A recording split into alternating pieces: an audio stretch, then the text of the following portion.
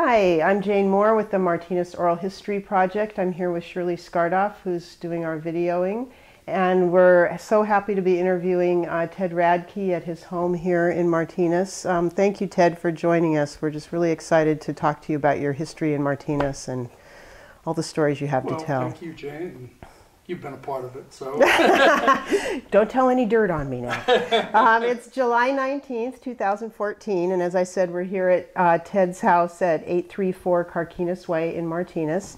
And Ted, I'd like to get a little bit of your biographic information just for the record, you know, where you were born, your parents, your wife, your children, that kind of thing. So if you could tell us that. Well, I was born in 1945 in Richmond, California.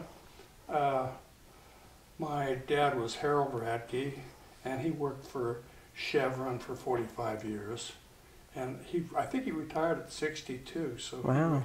he was there for quite a while. Yeah. And I think he even got to go to work there before you were allowed in California under the child labor laws to work in industrial plants before you were 18. So he was younger than 18? Yeah, he was 16 when he went to work for Chevron, and he was there all of his life. And then my mother was Mary Ellen Radke, and she was from Oklahoma. She moved out to California and the Bay Area, and Richmond actually, in World War II. Part of the movement from the west or from the east for the World War II movement. Right. Mm-hmm. And she had a large family, and so we associated with most of her family during most of the time I was growing up. Her family was already out here, and so she moved, or part of them were. Part of them were, and they just kept coming, you know. The Great Migration. Yeah. Yeah. The Okies from Oklahoma, they all kept coming. And, a lot of them went to work for Chevron. My dad helped get a lot of them jobs. So that's how it was then. You helped each other out, and families worked together. And so, did you have siblings? Yeah, my older brother Mike, who's 2.5 years older than I am. He was born in 1947, and my younger brother Ed, he was born a year and a day after me, so he's a year younger. Wow. And then my sister Peggy, she was born 10 years later. She's the baby. She's the baby. And where do they live now? Well, my sister lives in Martinez with her family, and then my brother Mike lives in Martinez, and my brother Ed lives in Chico. Okay, so they're all close by. You see them? Yeah. That's nice. See them regularly. That's nice. That's nice. And how about your children? I know you have a great family. Yeah.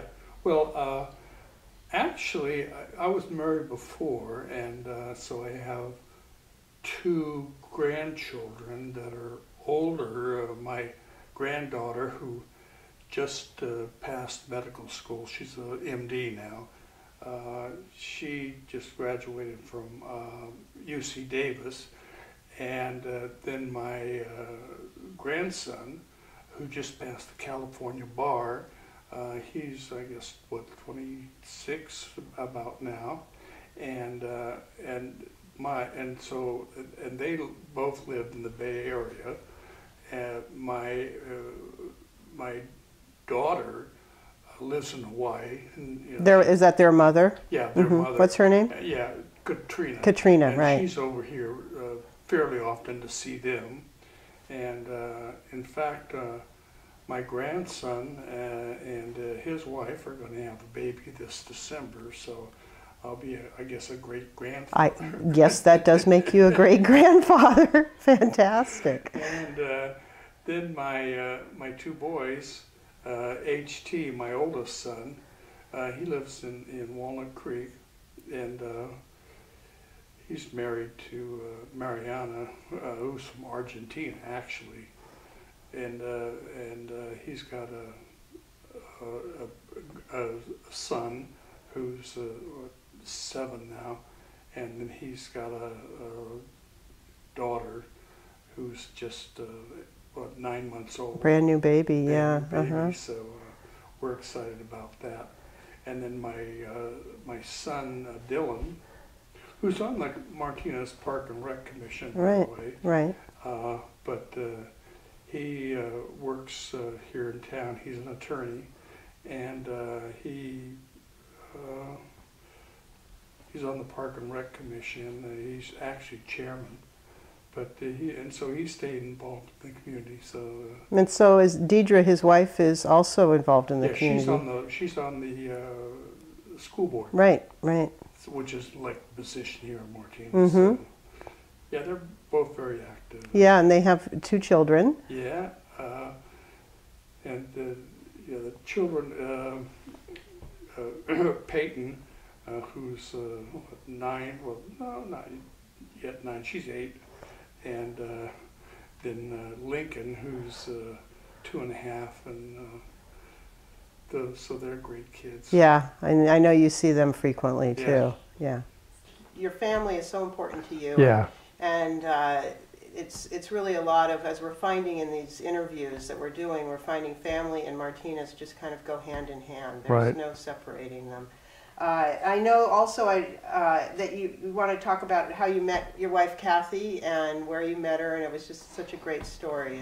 Yeah, well, she and I had both been married before, and we wound up going to San Francisco State in the mid-'60s, and we met at San Francisco State, and so we started dating and got together, and before too long we were romantically involved, and then she well, we got married, and she wasn't too long before she got pregnant with HT, so we had a little boy on the way, and we were both going to San Francisco State. We're both students. I was working on a master's degree, and eventually we moved to Martinez, and I got a job working for the children's shelter, Edgar's Children's Shelter, as a group counselor. And then pretty soon Dylan came along, so we had 2 sons. So it was a great place to live. In fact, the first and only place we lived was in this house. So, isn't that fantastic? Yeah, we've been here, about 40 years now. Right. And when you were at San Francisco State, you both were involved politically, or you had that common bond. What drew you? How did you meet, and what drew you to that? This is such a volatile time in our history. Well, yeah, of course, that was the era of the San Francisco State strike and student activism and all that. And there was Were you part of all of that? Yeah, there was the anti-war, and Cliff and Mary Humphrey, 2 people that I'd met there at San Francisco State, had started a group called Ecology Action. And I would always been interested and involved in environmental issues, and so I became involved with them. They were in my department, and so I became involved with them, and then Kathy became involved in that, and so it was in the earliest phase of the environmental movement. And so we were activists, and the whole idea was to make the word ecology commonly used. It wasn't used except in biology classes in those days. Scientific term. Yeah. And so we wanted to have the term applied to broad cultural values, and so we were very good at staging press demonstrations or things that would attract popular coverage, and we got in Look magazine and Time magazine and one thing or another, and Kathy was an integral part of that. So she and I began working together in ecology, and then when we wound up moving to Martinez, we started Ecology Action here, and the Cliff and Mary were in Berkeley, and but so we started Contra Costa Ecology Action, and got very involved in environmental issues, recycling and one thing or another. Right. Yes, I want to touch on a lot of those topics, and I know that you know, kind of the old question of the chicken or the egg, which came first? Which came first, the ecology action or the ideas about Earth Day, or did they happen at the same time? Was it all Well, the ecology action started before Earth Day. Yeah, and there was some movement toward environmental issues at that time, and I think Senator Proxmire sort of passed a bill and declared Earth Day one day, and I was a little suspicious of the whole thing. That was during the period when the federal government was trying to disrupt the anti-war movement, one thing or another, and so. Did you think they had ulterior motives with declaring Earth Day? What would be some of the? Why were you? Well, I was suspicious that they might be trying to take it over, infiltrate it, and I thought we were doing some pretty significant things, and certainly things that some people, like oil refineries, were not too happy with. So I was suspicious. Of course, some people would say paranoid. I don't think I was paranoid. It was just heightened awareness, I think. I guess if you bring something from a grassroots level to recognition, you must have been more suspicious of the higher level coming in and taking it over. Right. I was suspicious of that, and of course Kathy wasn't quite as suspicious as I was, but so I used to do a lot of the researching and writing on the various environmental issues, but she was our major spokesperson, would appear at public meetings and boards of supervisors hearings and one thing or another. Did she just fall into that role naturally? Or? Yeah, she was very presentable and a very pleasant person, and she was quite articulate, and plus she believed everything I wrote, so that really helps, doesn't it? That really helps. She had a lot more confidence in it than I did. Well, she did have quite a wonderful way of being able to get up in front of people and present an idea so that everyone could understand it, and she's always so passionate that any cause that she believed in was benefited. Yeah, and she was never really confrontational or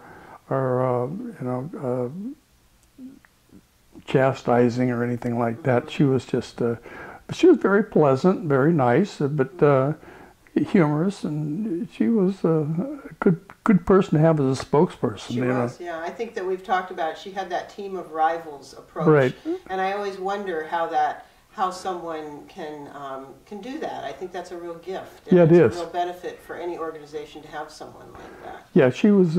She really got along with different people very well, and in fact, she was a lot better than I am. Of course, I'm better now. I guess I've gotten older and more mature. But she was really good at being able to accommodate different people and. So there was a story around the Earth Day. You're finally coming on board with that whole idea. Can you tell us about how that happened? Well, the Earth Day had been declared, and I was asked by, at that time we were kind of leaders of Ecology Action, which is based in Berkeley.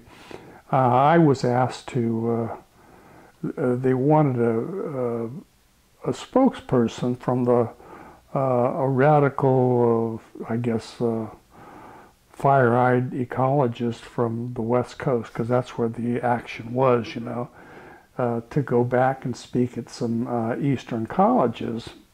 And who was organizing that idea? It was the federal government and different campuses. Interesting. And so I was reluctant to do that. I just didn't feel comfortable doing it and didn't want to. But the funny thing was the leader of Ecology Action, Cliff Humphrey, was on a march through the Central Valley. He was headed for Los Angeles with a bunch of people trying to spread the word about ecology and environmental concerns. And so I was asked if I would represent Ecology Action at some of these conferences back east. and I didn't particularly want to do it, but Kathy, we had by that time we had little Dylan too, and we didn't have any money in those days, and so she didn't have enough money to go back and see her parents.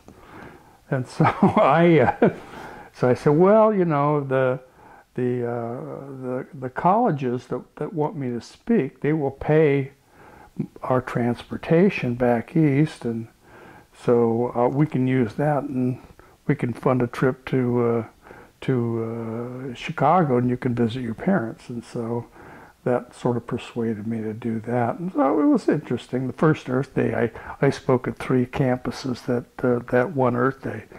So I was sort of flying around. Wow, that's quite a schedule. Yeah.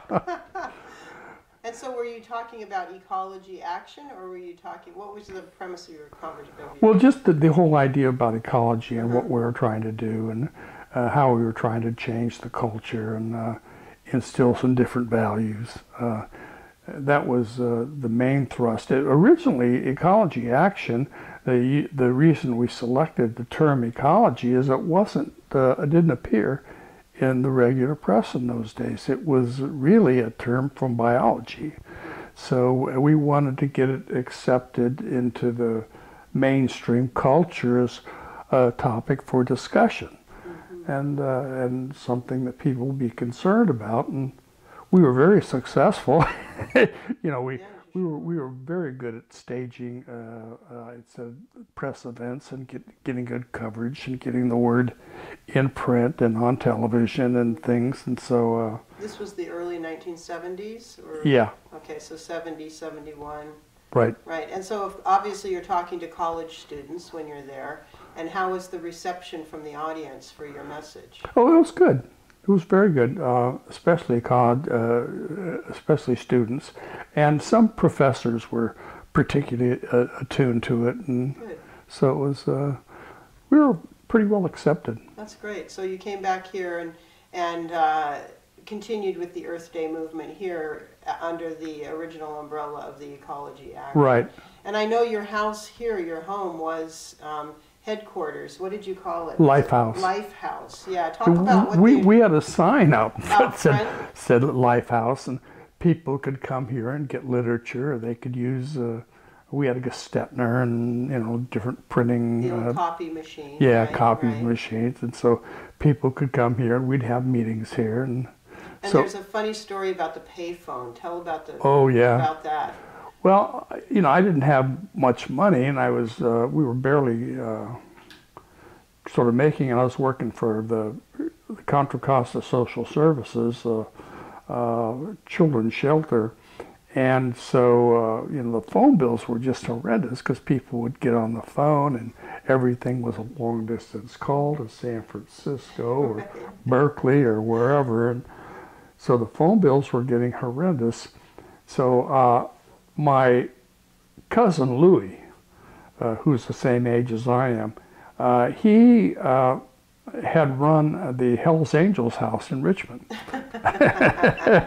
And I know I knew that he had talked the telephone company into installing a payphone in the Angels house.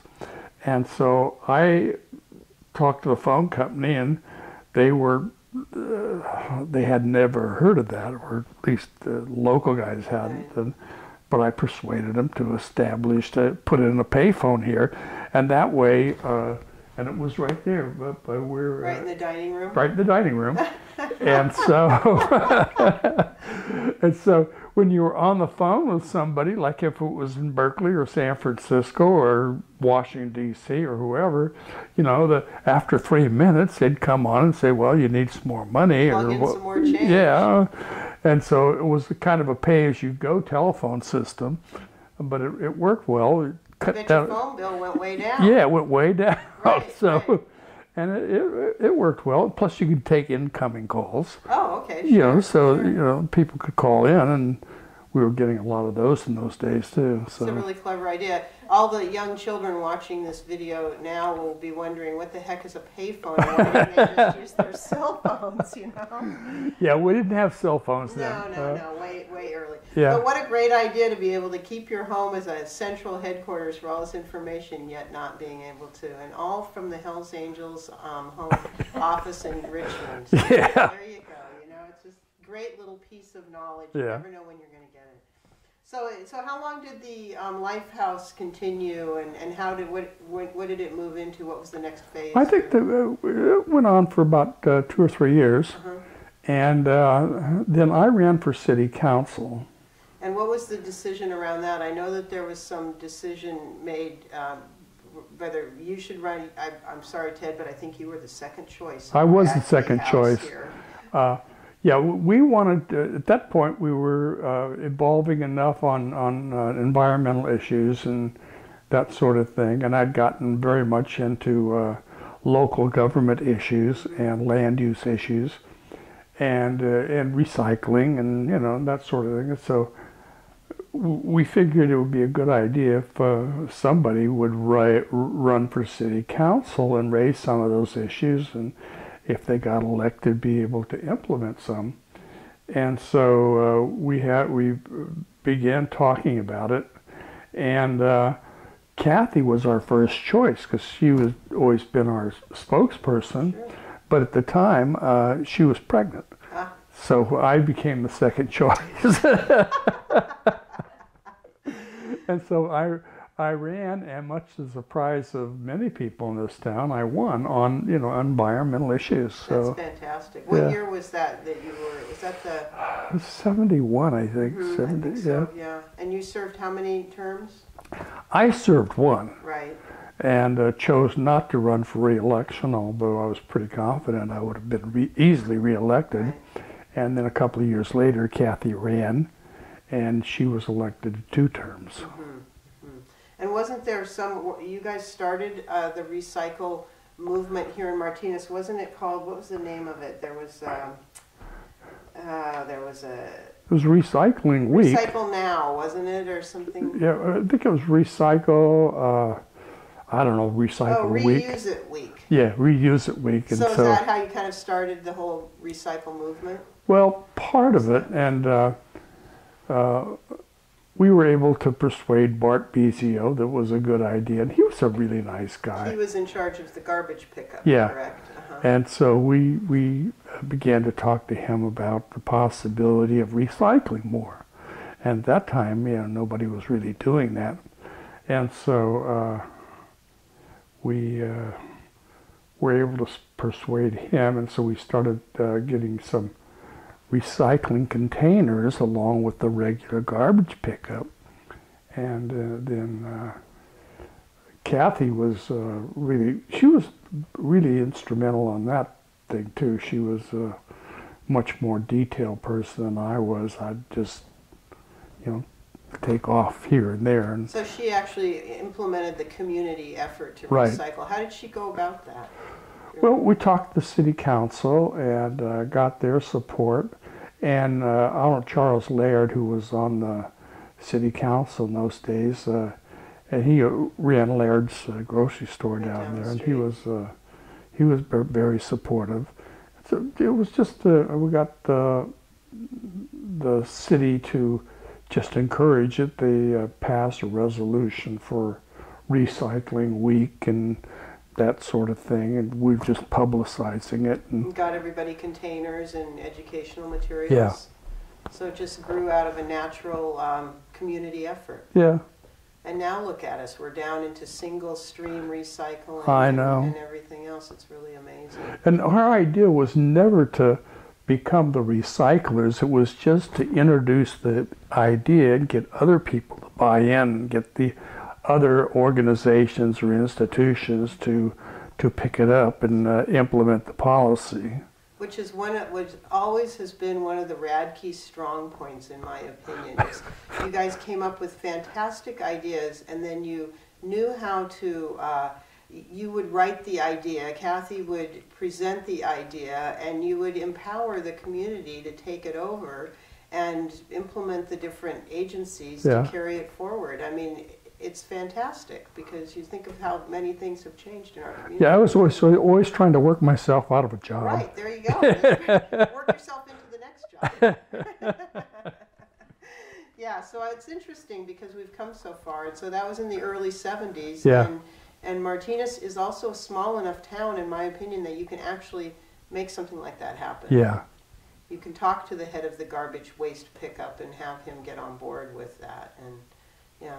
So were you acknowledged as that with the city? Did people know if they had a concern that might be environmental or might be something that they'd like to bring forward, they could come here and talk to you about it? And Yeah, we used to get a lot of calls, and people would call us up with ideas for one thing or another, but I often used to tell them, well, you know, it's a great idea. Why don't you go do it?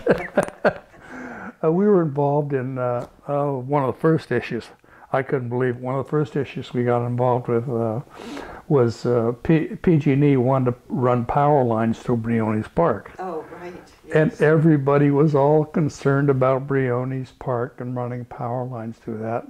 And here we were talking about global destruction and one thing or another, and environment, energy issues, and I didn't think the most important thing in the world was running power lines through Briones, but people were really concerned about that, and so I said, okay, well, we'll do a demonstration. Like I said, we were good at doing press events or attracting press attention to different issues. And so we called it End of the Line Day. And so we figured out where the different power lines would be, and we got people to space themselves at the location of these different power lines and put up big hot air balloons. So people could actually see the impact it would have. And so we did that, and it just so happened that Time magazine was doing a big feature on ecology, and oh, this was great for them. They wanted to cover this, and so we got Time magazine and of course all the local press and a couple of TV stations. They all came out for End of the Line Day, and we did that. It was a successful event, and PG&E never did run the power lines to the park. They backed off. There was too much negative publicity about it. So. Right.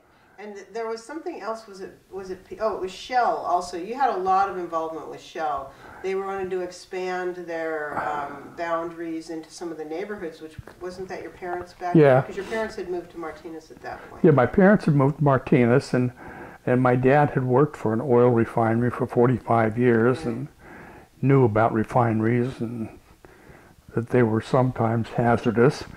And when Shell proposed to expand part of their refinery operation into what essentially was right adjacent to his backyard, Kathy and I wrote some leaflets and helped organize the neighbors to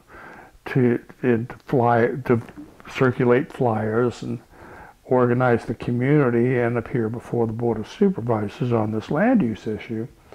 And eventually the issue was dropped by Shell. There's just too much negative publicity about it.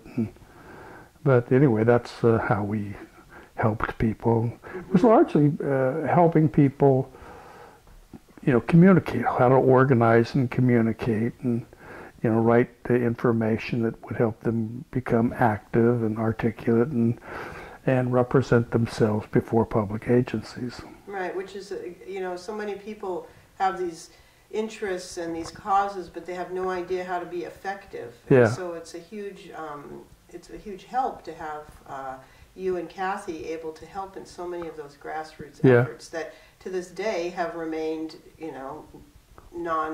they impacted positively in our community.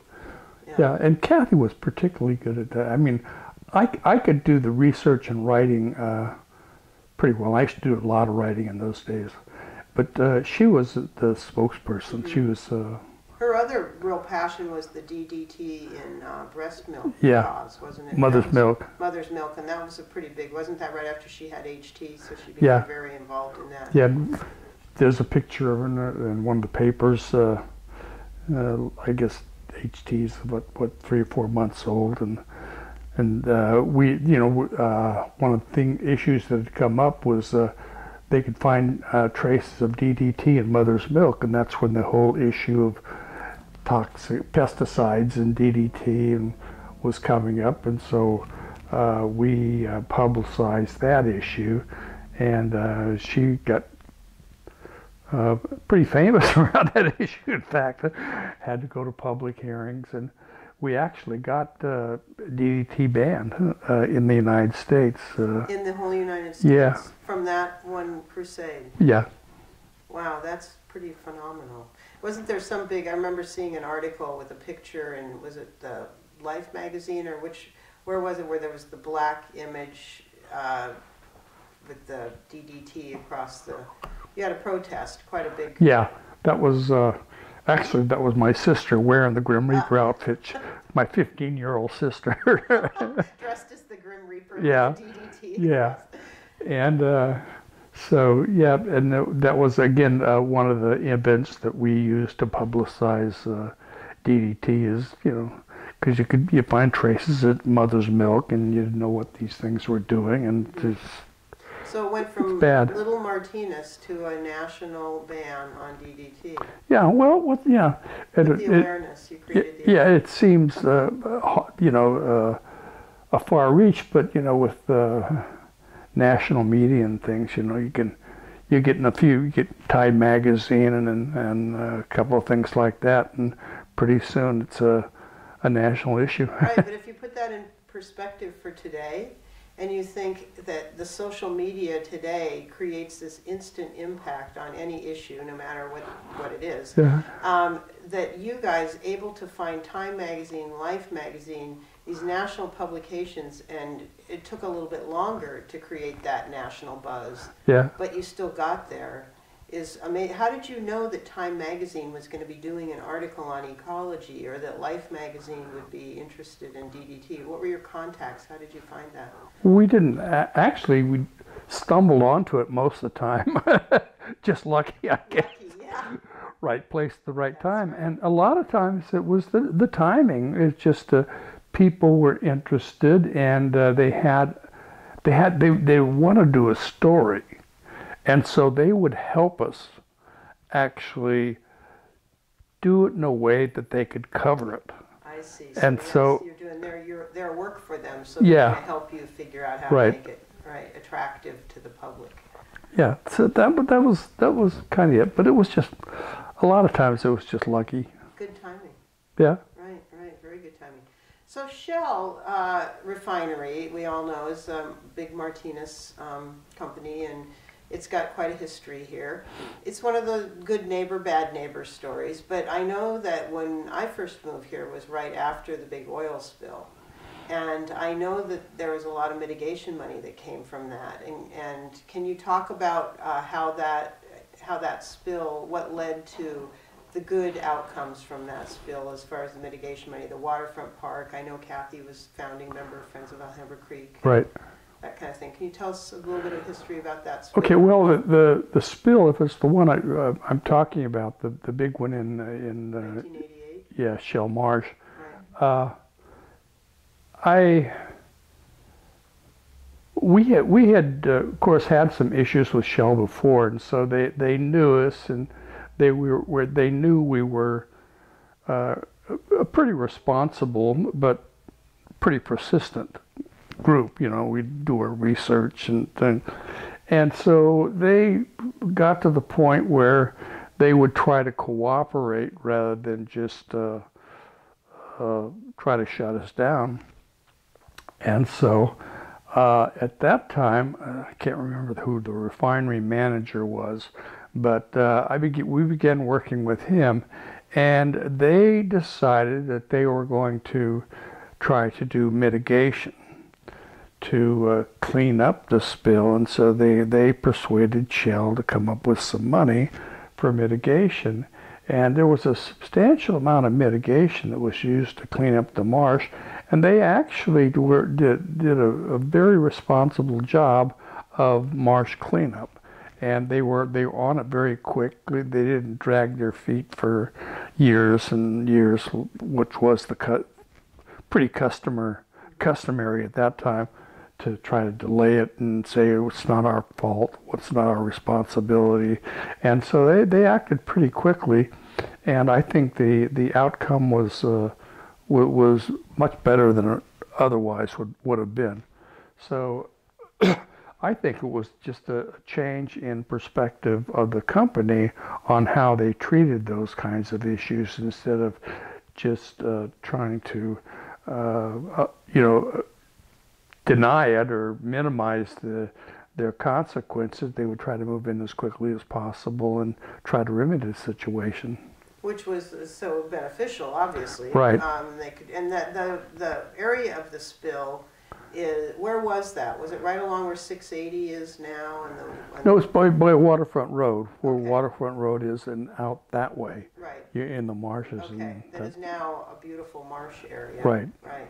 And so the mitigation money went to different organizations or helped? Yeah, went to Fish and Game. Mm-hmm. Didn't come to Ecology Action because we weren't set up to do that sort of thing, but it went to Fish and Game, and it was parceled out for marsh restoration and that sort of thing. And I know when Kathy started the Friends of Alhambra Creek, that was some of the money that she applied for. Oh, really? Yeah, okay. And that was our original funding, and has gone towards a lot of different educational programs, restoration programs too.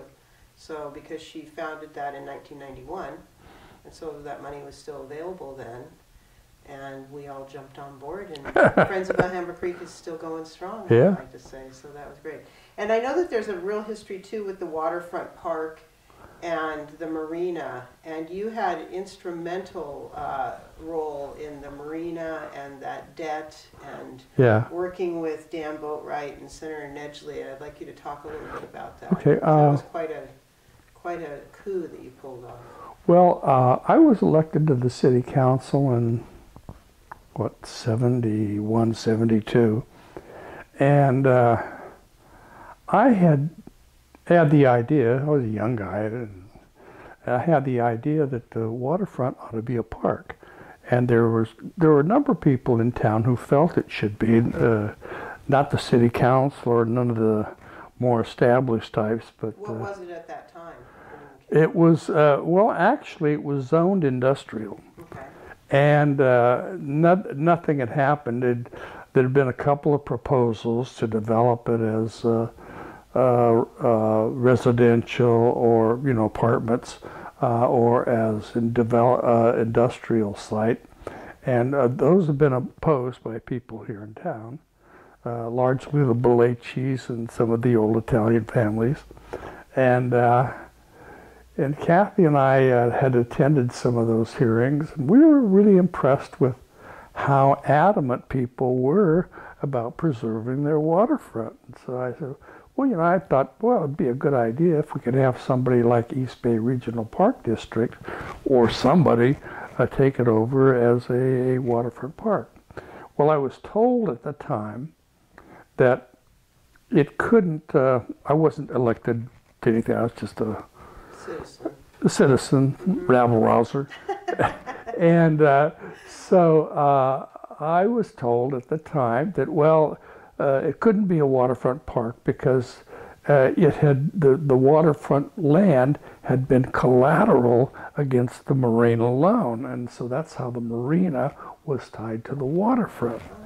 And so I said, well, there must be some way of untying that.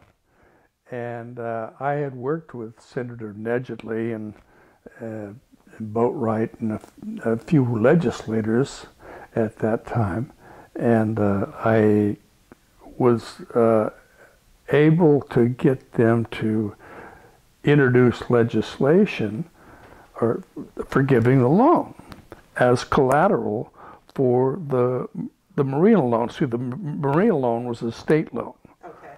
And so they I was able to persuade them to do that, and of course the city guys went nuts. I wasn't on the city council at the time, and they kind of went nuts. They couldn't figure out who was behind this. Did they think you were going behind their backs to try to orchestrate a deal with Yeah, yeah. Well, they didn't even know I was doing it. Oh. I sort of snuck around a little bit, and eventually the legislation passed, and the loan was forgiven. Well, actually, it wasn't forgiven. It was disconnected from the waterfront property, so that the waterfront could be turned over to East Bay Regional Park District. And in the legislation, they said that could be it could be disconnected so long as the waterfront land became a regional park. Okay, perfect condition. Yeah. Right. So we transferred that, and that, of course, that freed up the marina as collateral for the loan, and so we were able to separate that issue, and that's how the waterfront park really got established. And then see, the park district was not interested in assuming the waterfront land if it was tied to this loan. They didn't want to be on the marina. Yeah, Sure. they didn't want to be on the hook for the state loan.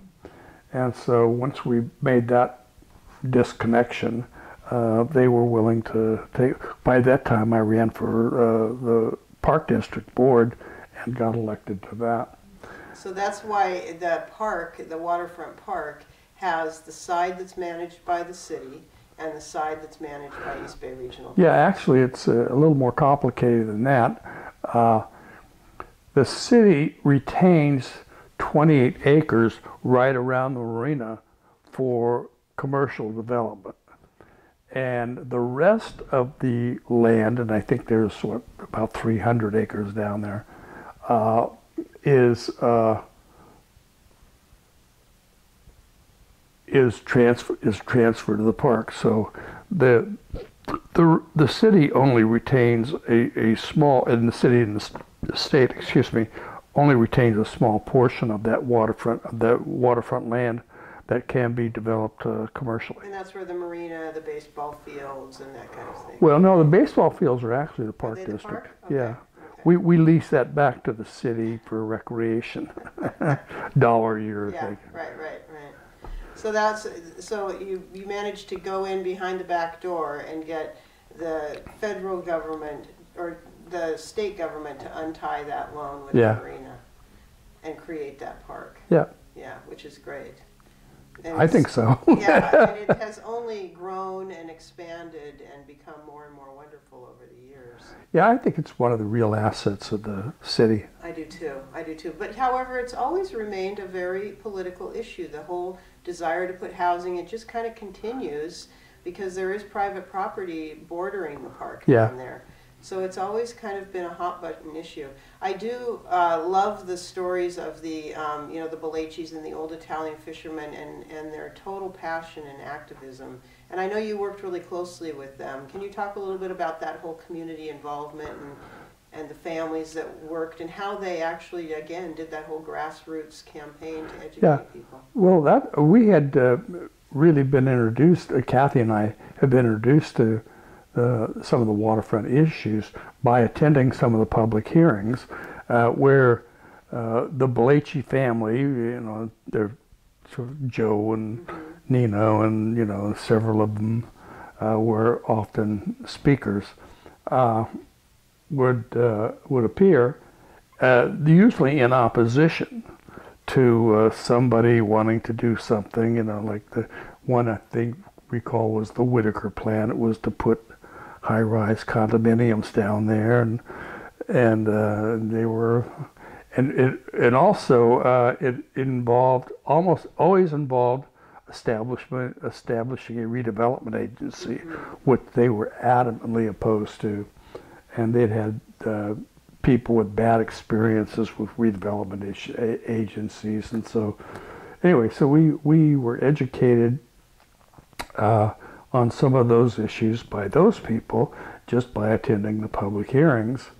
And then when I decided to run for city council, they decided to back me along with a couple of other people, and they walked precincts for me and called their relatives and all that, and I won actually on those issues. And so when I got on the council, I was carrying forward with the issues that they had been supporting but not getting much support for. So anyway, that's my... It was finding the like minds together and right. working to, yeah. again, the whole grassroots energy. It's really interesting because, that is the story of this town. And there can be opposing sides who feel so passionate about their beliefs. And you can make a statement, and sometimes you win, sometimes you lose, but you have a chance to... Well, when we worked with them, we won more than we lost, so we were very successful. And Mel Caroni was a great ally of mine during those days. He was the younger, well, what do you call it? He was a nephew of most of the older Belichis, but he was really, and he just lives down the street, so. So he was involved in the organizing and the... Right. Mm-hmm, mm-hmm. Yeah, Jim Cordray and Mel Caroni and myself, we were involved in a lot of that. So how do you feel about, how do you see the progress of this town now? I mean, you've been here 40 years, and what's your feeling for Martinez now and the direction it's moving and the impacts that your movements have had on it? Well, I think it's great. I mean, people complain that there's not enough development in the hills, there's not enough development on the waterfront. I don't see that at all. I think we're really lucky to be able to still have these hills and still have that waterfront. A lot of places would envy us, of having that. So. And your involvement in 40 plus years with the East Bay Regional Parks, how did you get on that board? And obviously you have the whole environmental and the interest in preserving the land. So. Yeah. Well, when I was working with the Park District, I was on the City Council, and trying to preserve the waterfront, I of course got involved with East Bay Regional Park District directly, and Mary Jeffords, who was a board member at that time, and Paul Badger, he was the board member who represented the seat that I now hold. They were on the board, and I worked closely with them. And then when Paul decided not to run for re-election, I was off the city council at that time, but he asked me if I wanted to run for his seat. And so I said, sure, that's something I like to do. I like parks, and you get to wear the white hats and create parks, and it's really an amazing organization, actually. So I enjoyed that, and you didn't have to put up with a lot of the little Mickey Mouse issues that you often get sidetracked with city council stuff. So I ran for the board, and fortunately I was unopposed, and generally been unopposed since then. Yeah. So. And so what is your area? What district are we in here? Okay, you're in the 7th Ward. Okay. And it goes from, well, now it used to be all of Richmond, but now it's San Pablo, Hercules, Crockett, Martinez, Pittsburgh, and Antioch, and then Brentwood. So the Highway 4 corridor, basically. The Highway 4 corridor, and that the whole northern waterfront of Contra Costa County. That's huge. Yeah. It's a big chunk, and it's very diverse. Yeah. Well, there's there's 7 members of the board, and the district is composed of both Alameda and Contra Costa County. So you divide that into 7, and that's the size of our wards, just based on population. What have been some of the biggest challenges for you with the District 7? Oh, just District 7 or the Park or in District general. generally? Oh, of course, being able to stop development along the shoreline that might have not was not wise, and trying to preserve as much as we possibly could.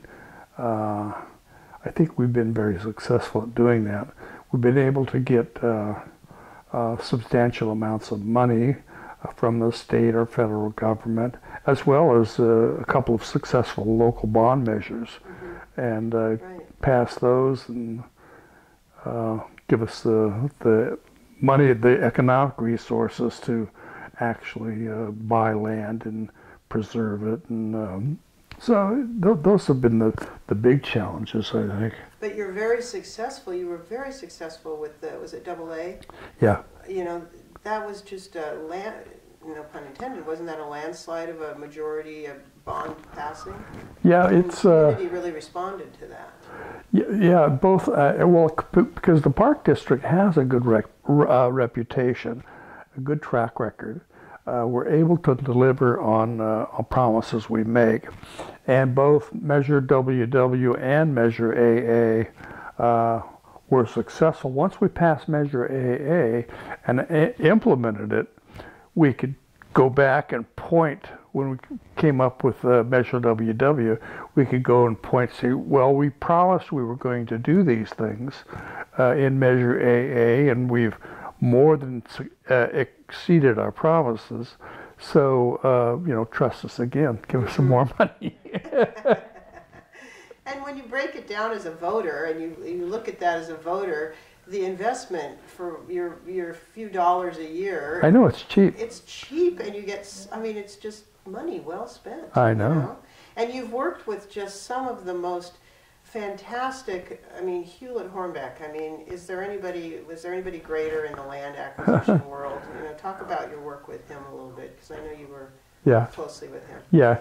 Hewlett-Hornbeck, who was chief of land acquisition for, forever at the Park District, he was a great guy. He was dedicated to land acquisition.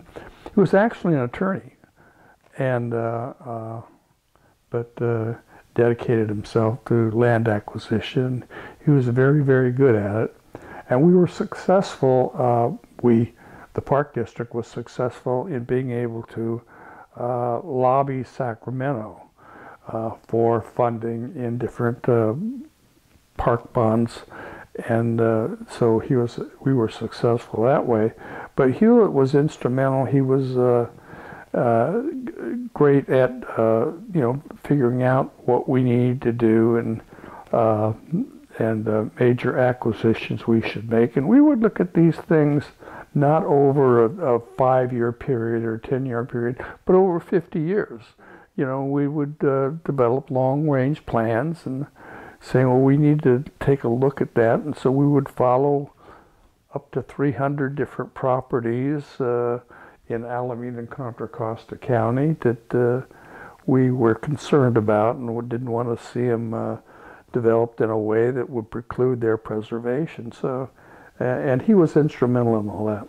So that's a huge job. You have to go out and find these in jeopardy pieces of property and be willing to monitor them. And is that what he did? Yeah, he did that. And of course we had other agencies sort of helping us, or sometimes helping us, sometimes doing things that we didn't like. But no, he was, and we were set up to monitor all the different public agencies. I think there's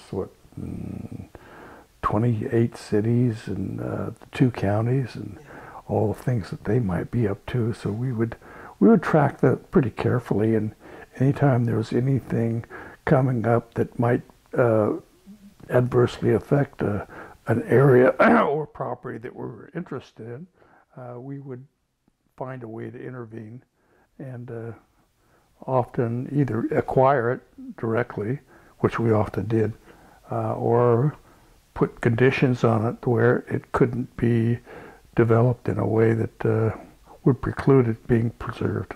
Which again, there's that fantastic ambassadorship that Hewlett had for being able to walk up to somebody's fence line and engage them in Right. that what could be controversial conversation, but he was able to Yeah.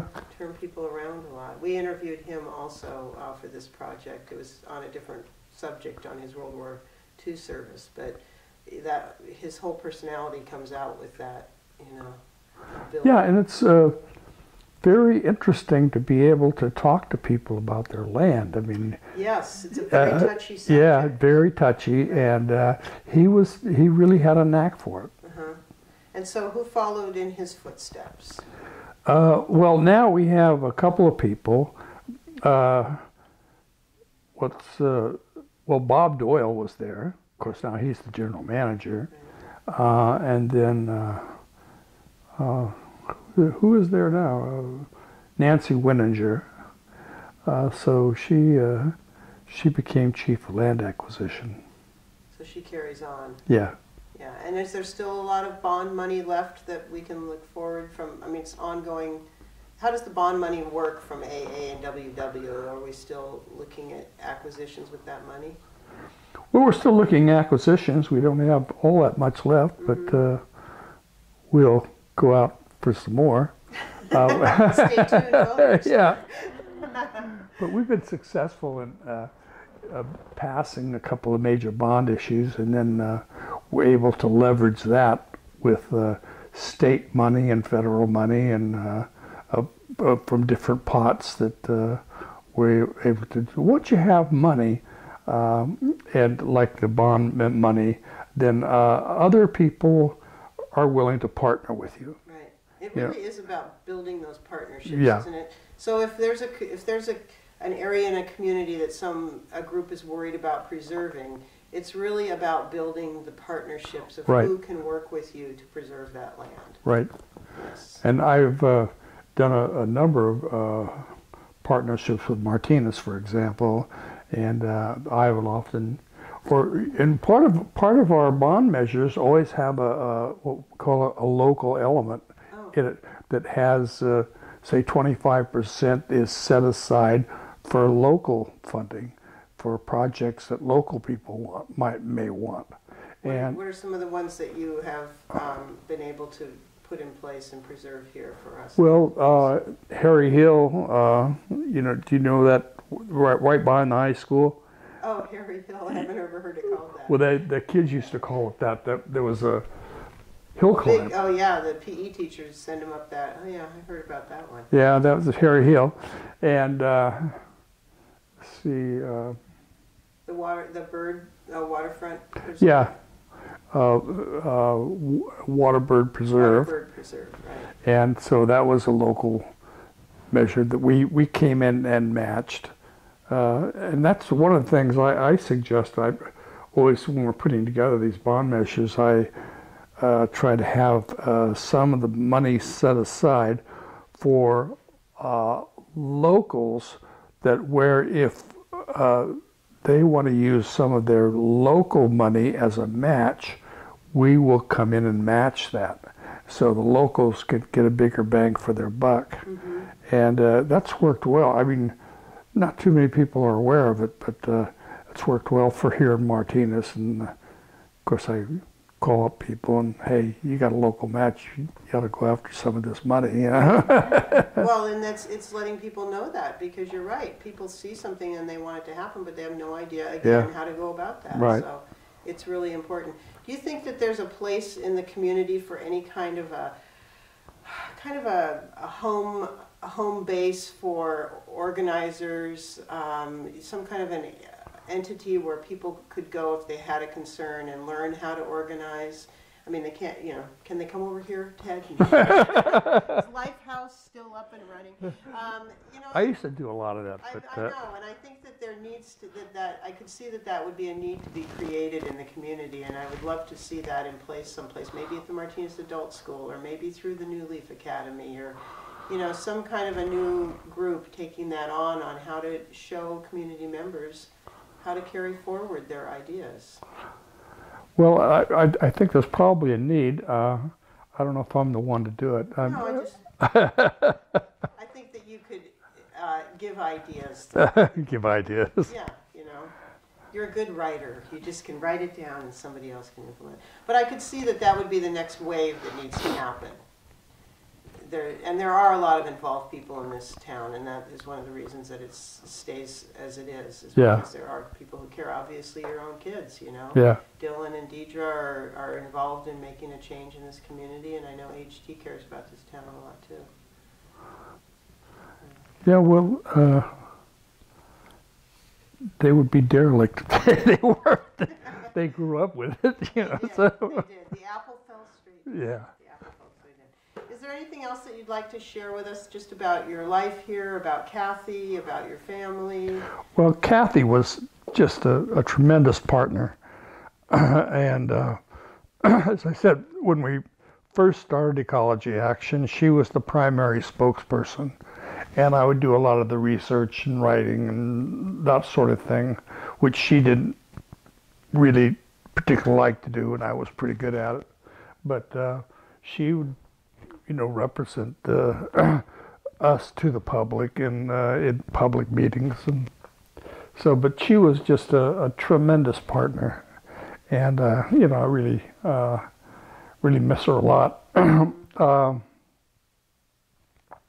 Other than that, I think I'm pretty pleased with the way things have been going, and I think nobody's been able to undo a lot of the things we did. So Which is a great. that's always a great testament. Wow. You've educated and people have carried your thoughts forward, Yeah. and I think that's really the best gift you can give. Yeah. Yeah. Thank you so much. It's been an honor to interview you, and I feel so pleased that I've known you and Kathy the whole time I've lived here in Martinez, and yes, as you said in the beginning, you roped me into a lot of your wonderful ideas and plans, and I jumped on board, and I've been pleased that I have. It's made a real change in my life too. Well, we're pretty good at roping people in, You so. are. But you're genuine about it. And I know that your family will be glad to have this other part of your history recorded, Yeah. and be able to share it with their families. Well, thank you very much, Jane. Thanks, Ted. All right.